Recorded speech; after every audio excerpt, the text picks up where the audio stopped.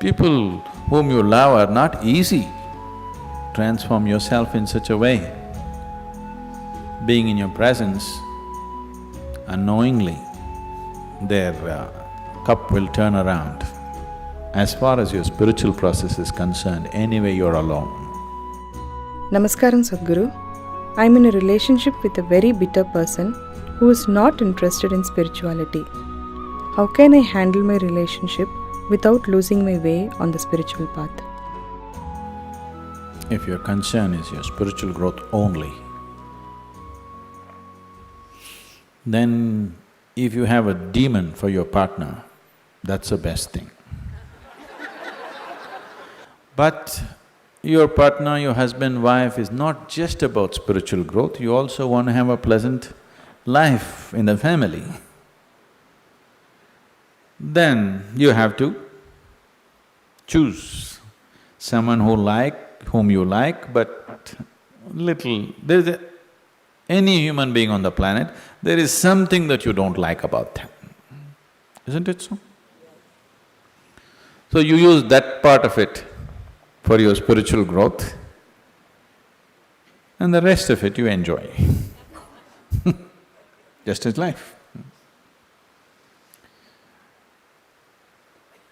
So if your intention is to have a good family, then some rapport is needed between two people, otherwise it won't work. Especially if you have produced children, then rapport is must, otherwise you'll foul the new life that's come up. If you create a foul atmosphere, you'll foul up the new life that is coming up. Nobody has any right to do that actually, but people are doing it. But no human being has any right… You can mess yourself up as much as you want, that's up to you. But you can't mess up a fresh life that's just coming up. So, if you're looking for good life, family life, then one has to find rapport. And that rapport means some areas of commonality at least. But if you're looking for spiritual life, it doesn't matter what kind of person he is, you can use everything for your growth, everything for your growth, if that's all your focus is. But generally your focus is both ways, you want to have a little bit of that and a little bit of this, so mixed fare. So it gets little complex. So, to build a rapport takes effort, takes compromise, takes love, endurance. Takes endurance, you know. Somebody is constantly like this, you want to build rapport with that person, but you don't want to go his way. That takes lots of endurance. Yes or no? People whom you love are not easy. So what can you do? One thing is to transform yourself in such a way. Being in your presence, unknowingly, their cup will turn around. Just yesterday, you know, the other day I just went out in the rain, I went out and it started raining and I was carrying both my India phones because I was expecting some calls and I mean, one is India, one is Europe, one is America, 3 phones I had. One I had in my jacket, other in my trouser pockets, and by the time I got here it got wet and both the phones just burnt up.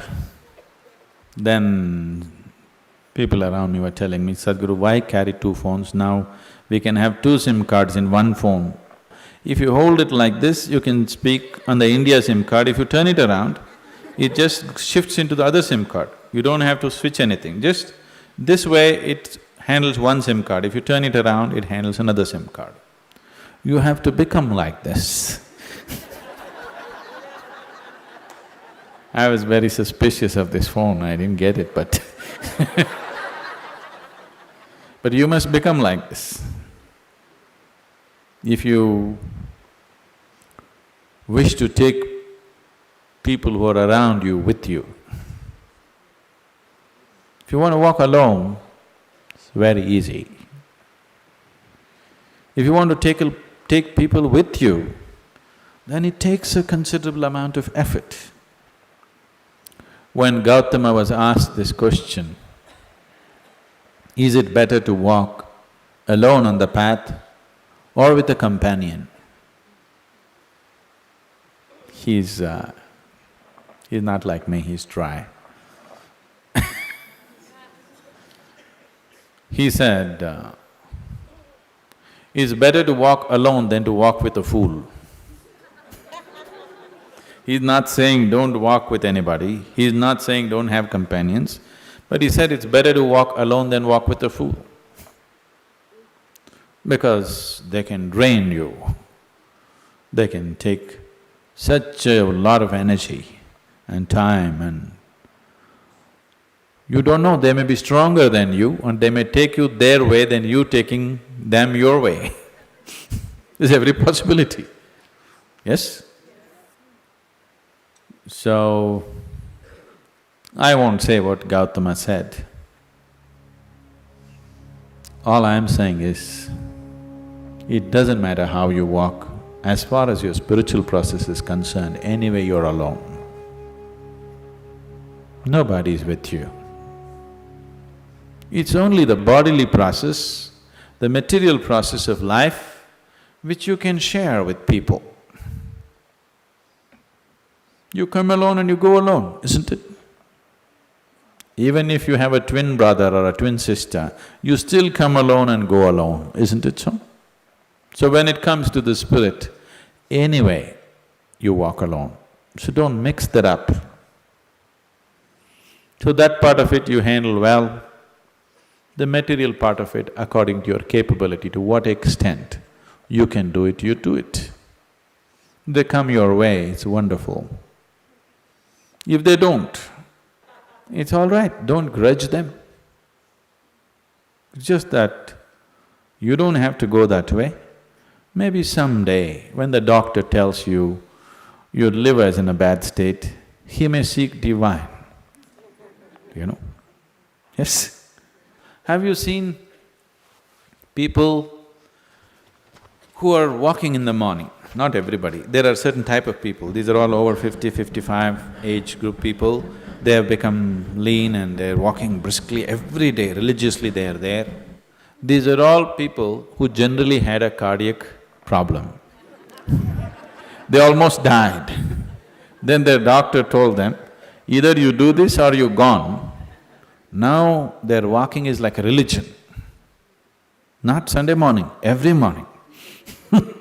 Have you seen those people? Suddenly they transform, they eat properly, they do everything properly because the fear of life and death has come. So different people need different kinds of impetus.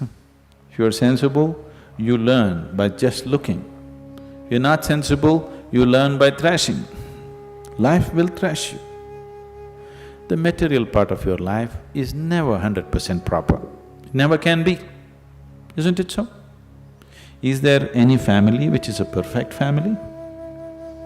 Is there any relationship which is a perfect relationship?